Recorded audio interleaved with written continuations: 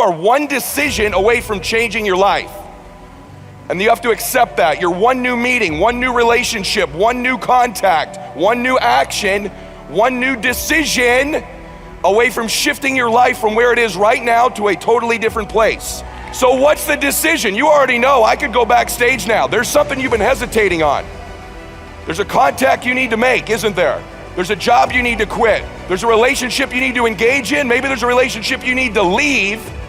I don't know what it is, but I know there's a decision that you need to make to take you to the next level, just like I know that's true for me. Because decisions shape our destiny when they're backed up by some massive ass action. Okay, but you can't take the action if you don't decide. Everyone say yes. People avoid being desperate. Think of the fact they come here tonight and they're down. They're not where they want to be financially. Their relationships aren't what they want. Maybe they're in a desperate place, and you might think that's a negative thing.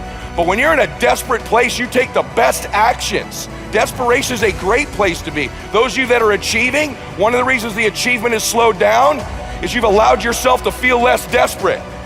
When you were broke and starting your business, or when you were brand new in your relationship and you were desperate to get her to love you or desperate to get him to love you, you took massive big action. How many of you are moms in the room? Raise your hand. You moms, if you woke up tomorrow morning and your baby wasn't in their bed, would you be desperate right away, yes or no?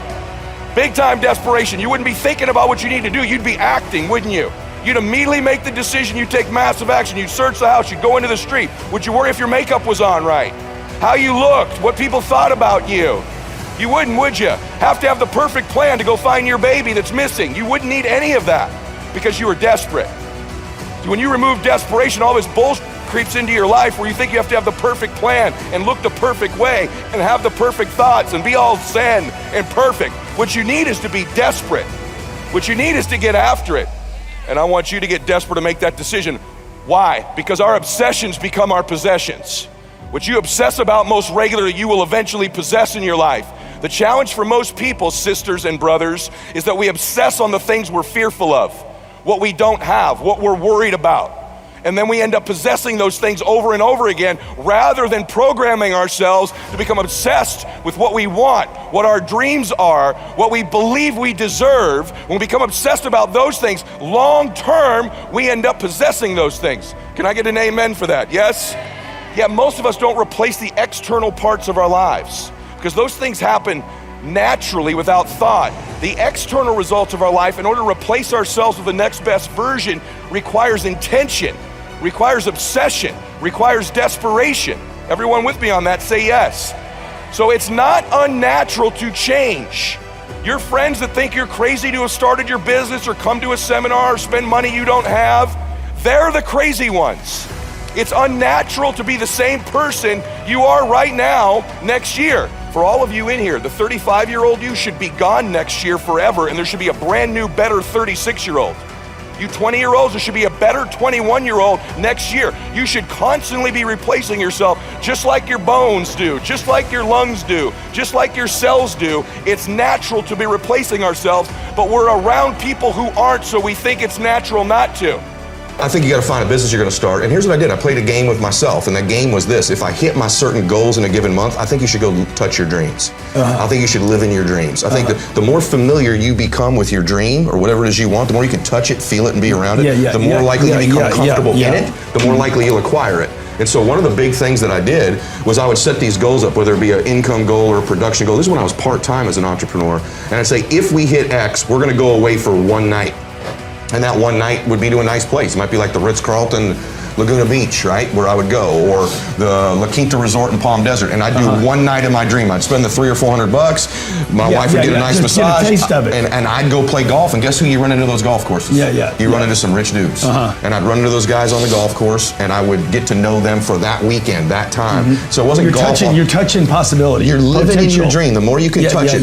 If your dream is to feed 1 million people, spend one day a month actually in those charities feeding people. The more you get comfortable in your dream. So you don't wait until you're set to do it. You get little. You never do. You know this. Every little thing you've acquired, even getting Elena. You talked about how you chased her for 13 months. You got around her a little bit in the meantime, because the more comfortable she could get with hearing your voice messages are from you, the more likely she's going to get in your dream. Because you belong in your dream, but you have to touch it regularly before you get it. A couple ironic things about closing and selling that you may not have ever been told before, but I'm going to tell you. People don't have to believe what you're saying. Is that crazy? People do not have to believe what you're saying. In fact, too many of you spend too much time trying to get people to believe what you're saying. And you come across like a beggar because of it. You seem desperate. Who's ever trained you to get people to believe what you're saying doesn't get influence.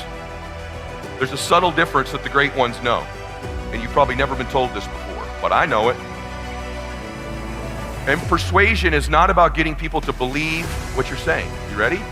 Persuasion is about getting people to believe you believe what you're saying. That's a subtle difference, brother. That's a subtle difference, sister. If you start to think through, I need to get people to believe I believe this, not to get them to believe it. People buy things all the time they don't believe. People buy things all the time they don't understand. That's okay. We want to educate, we want to train, but they don't have to believe everything you're saying. If they have to do that, you're going to look like you're begging all the time. They got to believe you believe it. That's a different intention. The most certain person always influences the less certain person. When you're exchanging with a recruiter or a client, they're either going to close you or you're going to close them. And that's certainty. Certainty is influence. And you can't transfer to me something that you're not experiencing for real. You have to really believe it. You got to really be a crusader. You got to really understand it. When you really believe something, you can transfer that certainty to me. Everybody with me on that? Say yes. This is a huge deal. It's a huge deal that you need to begin to understand that persuasion is they believe you believe what you're saying. I love that most people don't take anything seriously. I love that most people aren't coachable. I love that most people don't do what I teach or that anybody teaches. I love that. That's how certain people win. Half y'all haven't written a damn word down I've said. If you were in my team, I'd slap the hell out of you. I don't say that disrespectfully. I say this as a dipshit who had a Velcroed car. I don't say that talking down to you. I say, wake up! You want to win? You want to be a millionaire? You got to quit being so casual.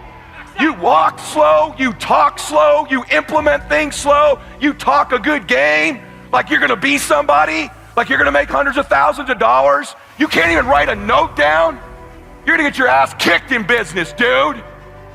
Business is a sport. It's competitive. You got to get focused and get in a hurry. You get around a dude like me, we will smash your organization. We come to play. We're for real. What are you? Cool? I've seen all kinds of cool guys my whole career. Cool guys go broke. Cool guys have little flashes in the pan. They have a good 2 or 3 years. Players who implement strategies that get focused and intense, they win decades. They win multiple championships. You win for 2 or 3 years. You know how many guys I've known that have made money for 2, 3, 4 years that are ass broke now? You gotta win year after year after year to be a player in business.